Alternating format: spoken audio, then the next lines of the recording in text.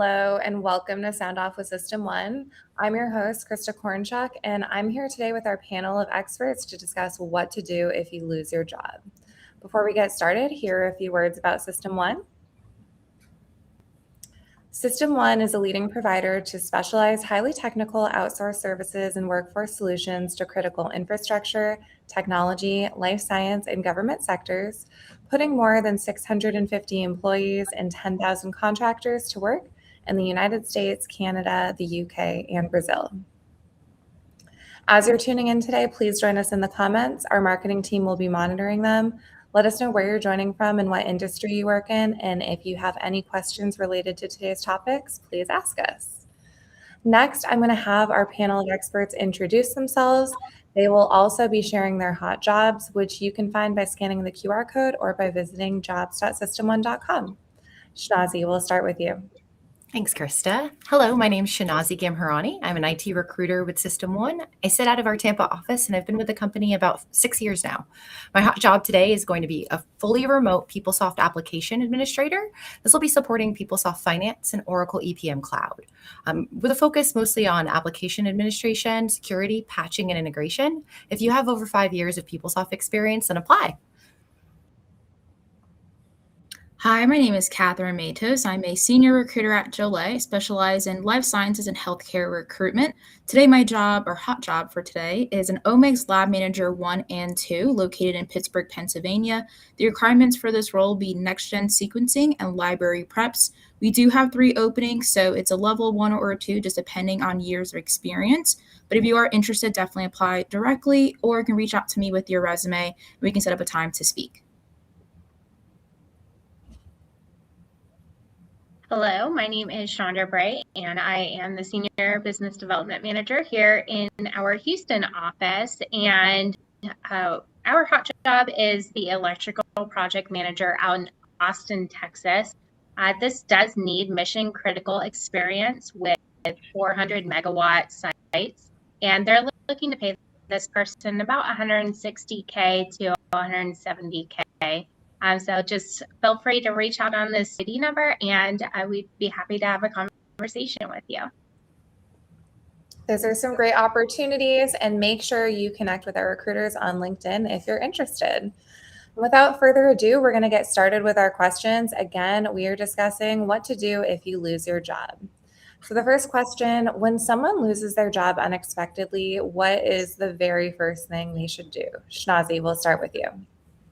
Breathe. It's overwhelming, and this happens to a lot of people. No, you're not alone. And instead of going and hitting the market right away, I would really recommend taking that first day or two, 24 hours to process the shock.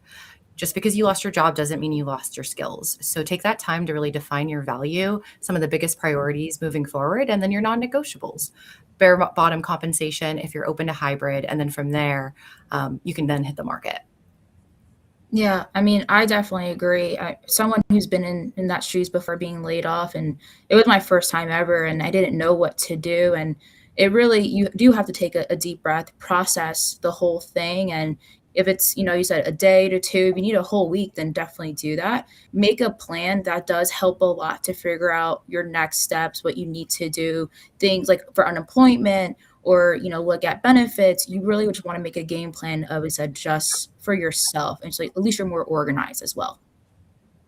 Yeah, absolutely. I agree with both of you, ladies. Looking for any of those unemployment benefits that may be immediately available to you is very important. But once you have that time to recuperate, that good old week off, don't feel shy to get back out there networking, because those opportunities are just laying around the corner for you.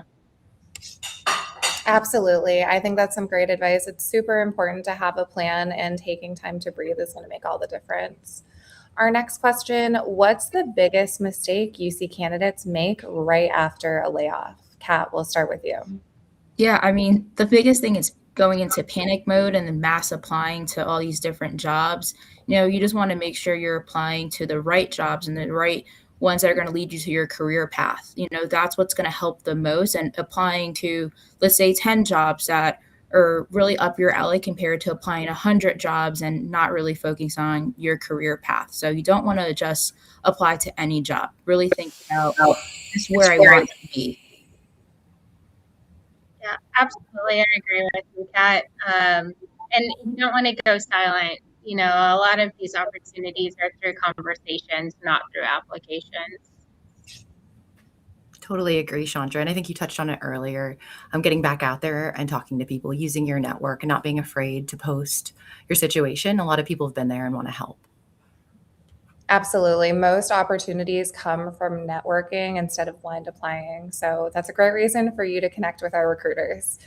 Our next question, what documents, contacts, or records should people gather immediately? Chandra, we'll start with you. Sure, thank you. Well, I would definitely look to see what you have severance-wise and discussing what that's going to look like. And immediately make sure you have your social, your ID, your birth certificate ready because your next opportunity is just around the corner, especially if you've been doing the networking as you should have been doing through your time in your last role.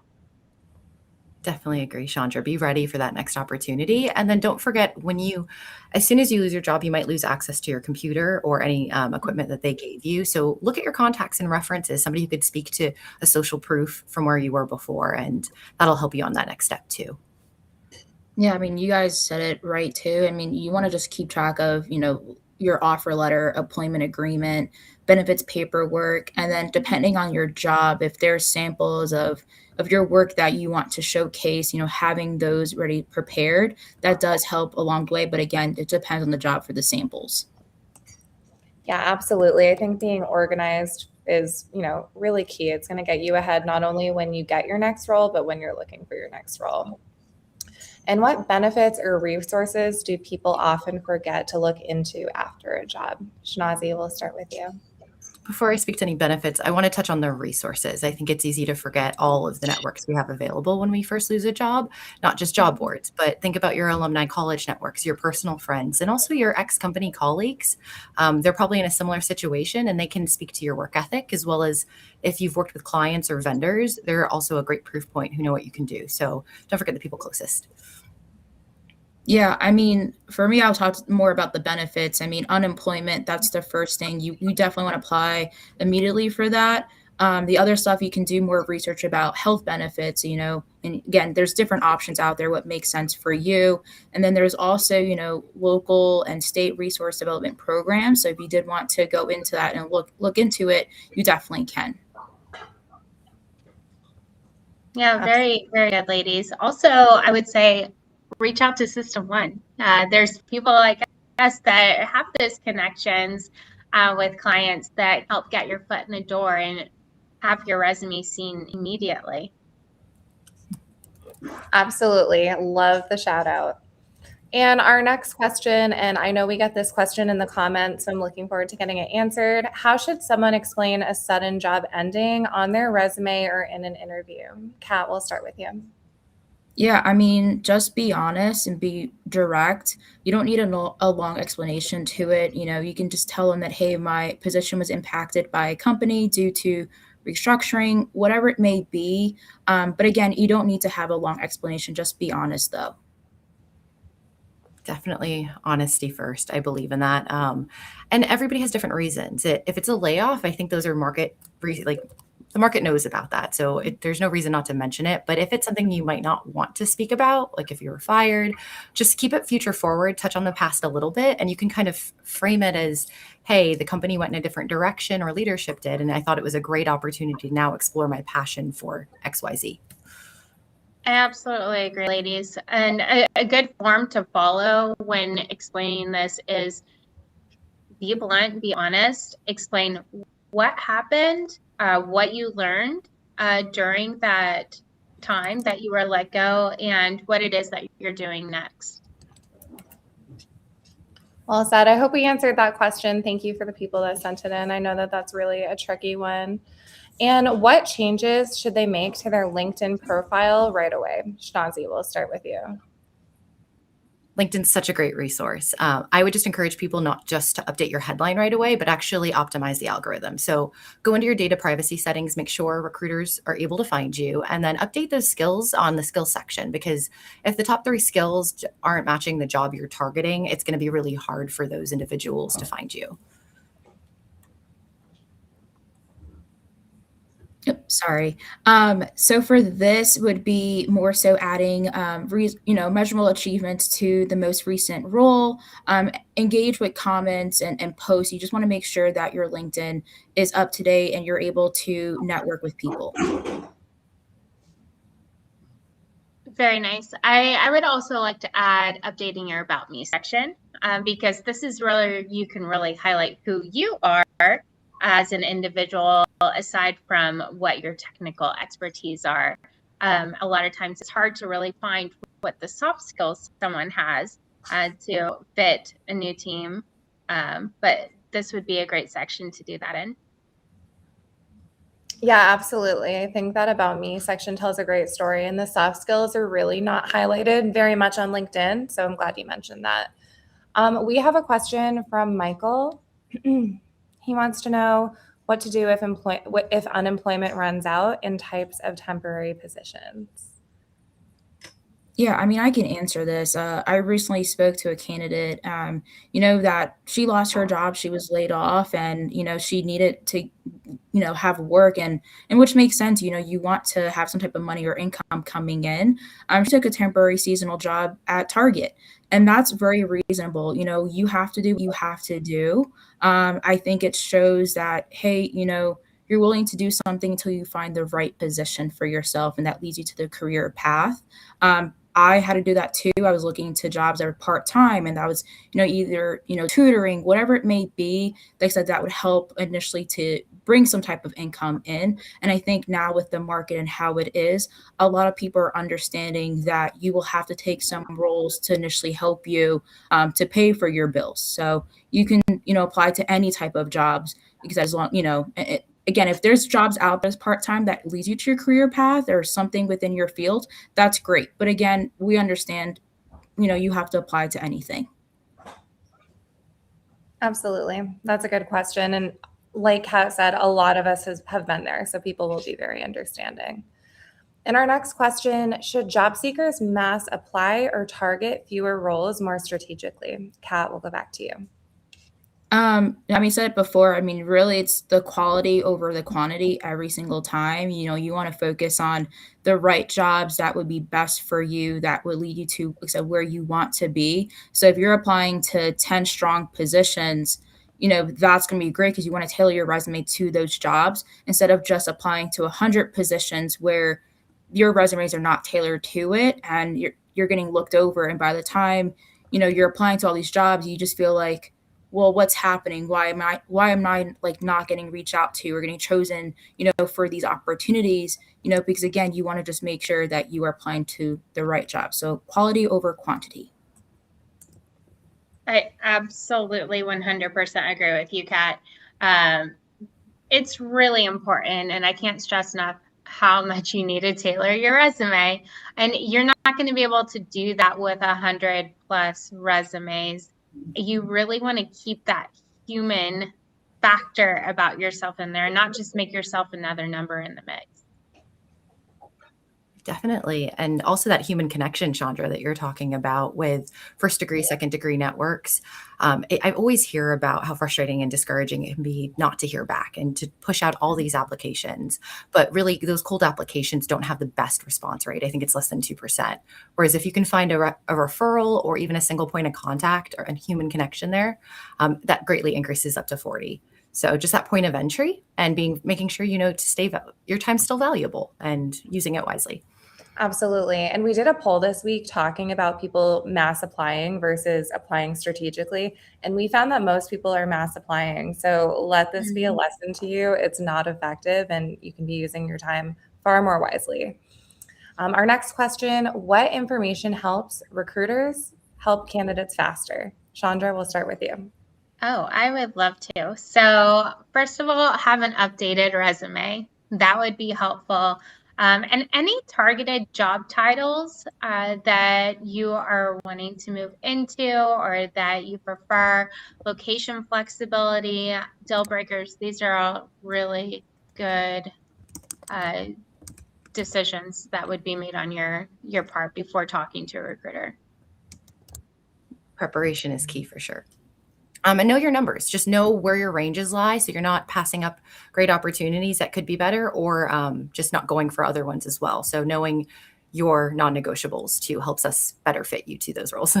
Yeah, and then, any type of companies that's an interest to you or industries that you are interested in, that also helps to know if you have, like I said, a particular target.